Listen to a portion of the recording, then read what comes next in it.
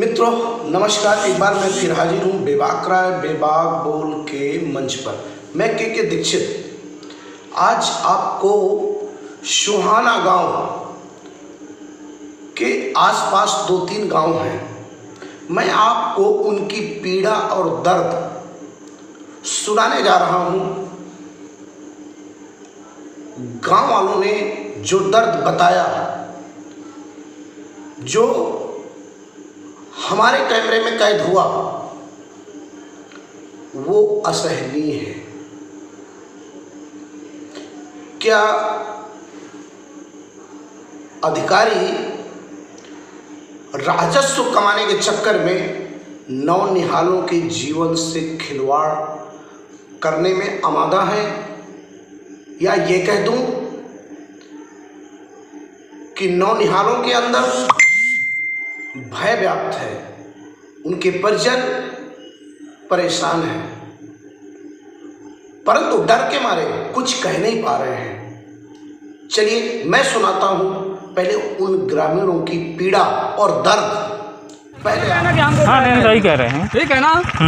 आप अगर इस बस्ती को नहीं यदि ध्यान दे करके चल रहे हो, आप भाजपा की सरकार है, हम सपा के हैं, हम अगर आपको कुछ बोलते हैं तो हमारे ऊपर हावी हो, ऐसा ही बात है ना।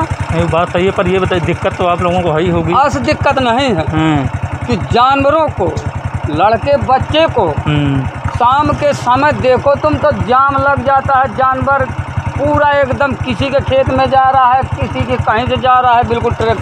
जैसे मान लीजिए स्कूल बच्चे जाते हैं आते हैं तो उनके लिए स्कूल है, इधर स्कूल है, स्कूल की रास्ता देखो तो उस तरह की दशा में हो गया है। इस पंच उसमें मतलब चौमास के सीजन आएगा तो मास्टर निकल के नहीं जा पाएंगे, पूरे ट्रक खड़े हो जाते हैं। पूरा ट्रक नहीं, ट्रैक्टर वहीं से जाता है। यहाँ भी स्कूल है क्या? हाँ वो जूनियर है, 2 स्कूल पीछे हैं। ये जो स्कूल है तो प्राइमरी है, इधर 2 स्कूल है। नहीं, रास्ते में भी 2 स्कूल और मिले हमको रास्ते। हाँ वो उधर के स्कूल है। बैठो, बहुत स्कूल पढ़ते। तो हम अभी सवेरे लाठी लेकर के यहाँ पर कम से कम 20 लोग। मंत्री जी के खदान है, गुरराज नारायण द्विवेदी जी तेरी माफी के नहीं तो बात इसकी नहीं है ना। क्या करें भैया, 2-3 तो विद्यालय खुदे पर थे रास्ते में। वही विद्यालय फोटो है, खींचना है हम। एक विद्यालय बताएगा इसमें कि विद्यालय, एक विद्यालय का कौनपुर विद्यालय पर खदान से ज्येष्ठ पाचे बगल मनु आने वाला जूनियर 3 पर थे विद्यालय पर थे। बच्चों को दिक्कत, रात खुदे मारा और ठेला पलट का बोड़ी का, नहीं तो नाली गाँव से भगत नाली भी बर्बादी आगे फैला रहे हैं। अब पूरा ठेला ट्रक पलट गए था। अरे ट्रक पलट नहीं गया, माड़ा पूरा चौगा समेट नाली के देख ले। अब गाँव वाले ट्रक नहीं तो आप लोग भाई इसको आप लोग डीएम को बताइए ना। नहीं तो बताओ, पर जब बता रहे हैं कि मंत्री जी की खदान है, मंत्री जी की खदान है, दिखा रहे हैं गांड मंत्री जी एक बात बताइए, मंत्री जी अवैध करेंगे ना? अवैध तो नहीं करेंगे, अवैध करना काकी जा भैया अपन अपन हाथ पाँव बचा रहे हैं भैया। हिरन गाँव है हमारे यहाँ दोन का सकुरी बैठ का करें सुन। अच्छा यादव या ज्यादा है, बदला यादव है हमारे चारों पूर्वों में। असल पर ऐसा है ना भाई साहब, मंत्री जी हम सब कमाई मान है तो मंत्री जी जा रहे यहाँ रोड कहीं जो है रिपेयरिंग करवा दिए। पावर तो सिंगल रोड है, सिंगल रोड में वैसे भी अगर 20 ट्रक खड़े हो जाएंगे तो जाम हो जाएगी। हाँ, बच्चों जाम आने जाने में दिक्कत। ये जो यहाँ से एक ट्रक आ गया, यहाँ से कोई आदमी आ जाए तो पीछे स्कूल अभी बना हुआ है, वहाँ पे मोड़ में खम्भा भी टूटने की संभावना है। खम्भा एक टूट गया, बालू का भरोसा हम फंस गया, इतनी बुरी दशा में फंस गए कि अब पूरा रास्ता जाम हो गया।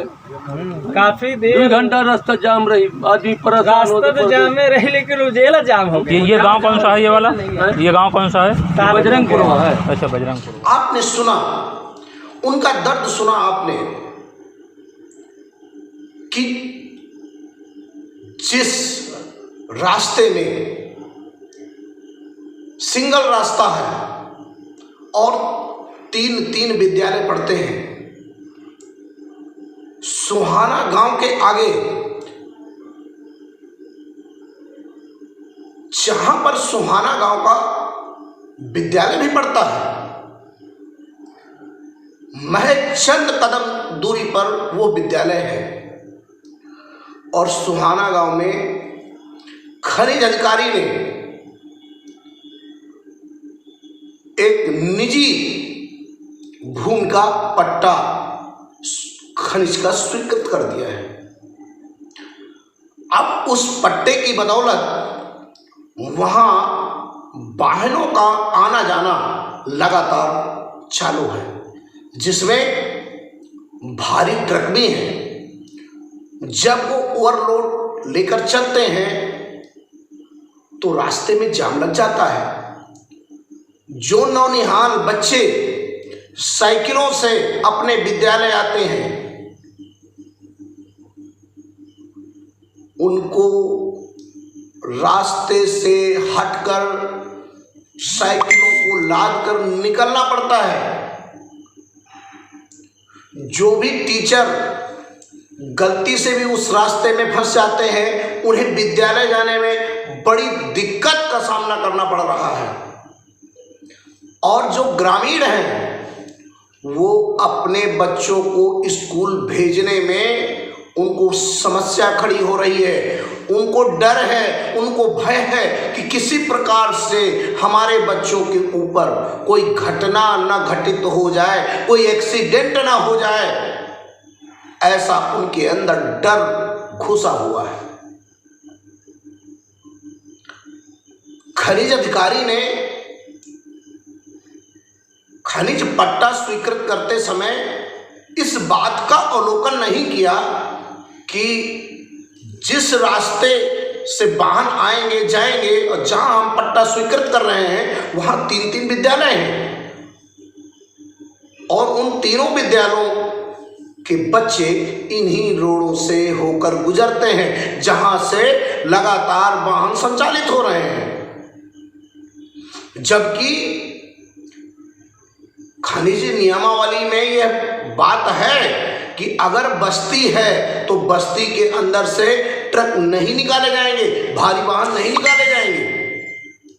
परंतु उस खनिज नियमावली की धज्जियों को उड़ाते हुए वहां पट्टा स्वीकृत कर दिया गया है।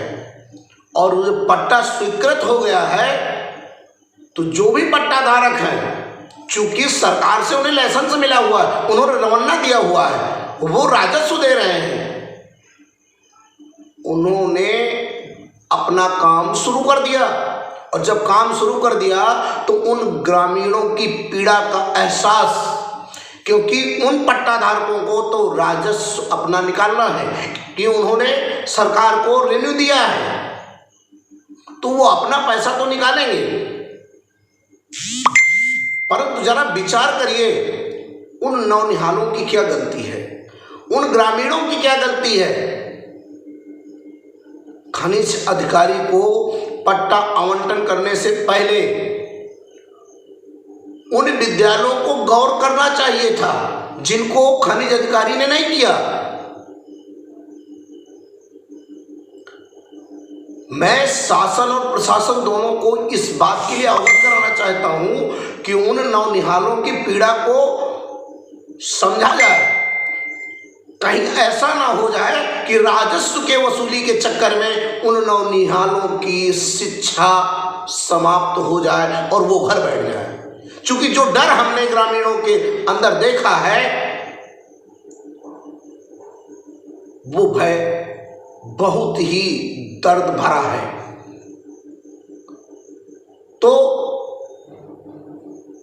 जिलाधिकारी अनुराग पटेल एक कुशल जिलाधिकारी हैं। निश्चित तौर से उन्होंने बांदा में रह करके ये साबित कर दिया है। परंतु इतनी बड़ी चूक खनिज अधिकारी से हो गई और उन्हें इस बात की कानो कान खबर भी नहीं है कि जो सुहाना में पट्टा आवंटित किया गया है निजी भूमि का, आखिर किसके दबाव में किया गया है। अगर नौनिहालों का जीवन और बड़ी घटनाओं को रोकना है तो निश्चित तौर से ऐसी जगहों में जो पट्टा किए गए हैं, जो ग्रामीण अंचल से घुसकर रास्ता है, जहां ग्रामीणों का रहना हो रहा है, उनके बीच से जब सिंगल रोड है तो निश्चित तौर से घटनाएं होना स्वाभाविक है। कल कोई बड़ी घटना हो, कोई बच्चा किसी गाड़ी के चपेट में आए, इससे पहले एक बार अवलोकन जरूर करना चाहिए कि आखिर जो पट्टा सुहाना में दिया गया है वो सही है या गलत है।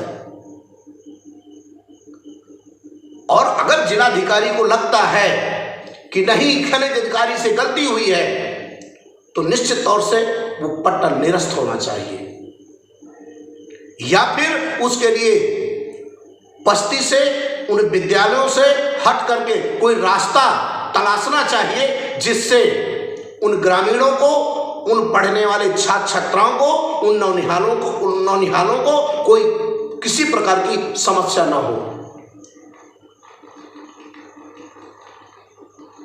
मैं आपको वो विद्यालय भी दिखाऊंगा।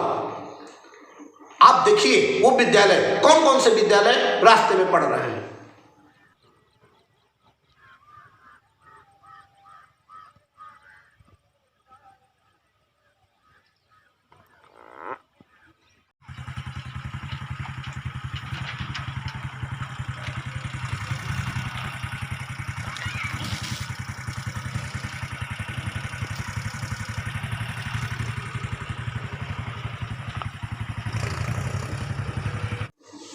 आपने देखा, बताइए कितना संवेदनहीन मामला है। अरे राजस्व जरूरी है निश्चित तौर से, सत्ता के लिए भी, शासन के लिए भी और सरकार चलाने के लिए भी, परंतु क्या बच्चों की जिंदगी से राजस्व के लिए खेला जाएगा? अगर ऐसा है तो मुझे नहीं लगता कि अब इंसानियत बची है। खनिज अधिकारी को अपने इस जो पट्टा आवंटन में गलती हुई है, निश्चित तौर से उसको सुधारना चाहिए और उन बच्चों के जीवन से खिलवाड़ करने का किसी को भी अधिकार नहीं है। सत्ता हो, अधिकारी हो, शासन हो, प्रशासन हो। तो मैं आज की बात में यही कहना चाहूंगा, मैं फिर कल अगर कार्रवाई नहीं होती है, उन बच्चों की समुचित व्यवस्था नहीं होती है, उन विद्यालयों की जाने के मार्ग में अगर बाधा उत्पन्न होती है, तो निश्चित तौर से हमें आगे भी सुहाना गांव जाना पड़ेगा। रास्ते में जो गांव आते हैं उन पीड़ितों की मदद करनी पड़ेगी, आवाज को बुलंद करना पड़ेगा। आप जनता तक इस दर्द को हमें पहुंचाना पड़ेगा, क्योंकि सत्ता के असली मालिक आप हैं। इस बात को हम नहीं भूले हैं, इस बात को हम नहीं भूले हैं और हम नहीं भूलेंगे कि जनता ही प्रजातंत्र की असली मालिक है। और अगर मालिक को कोई तकलीफ होती है, हम मदद करते रहेंगे, हम आपकी आवाज को बुलंद करते रहेंगे। आज के लिए बस इतना ही। जय हिंद, जय भारत।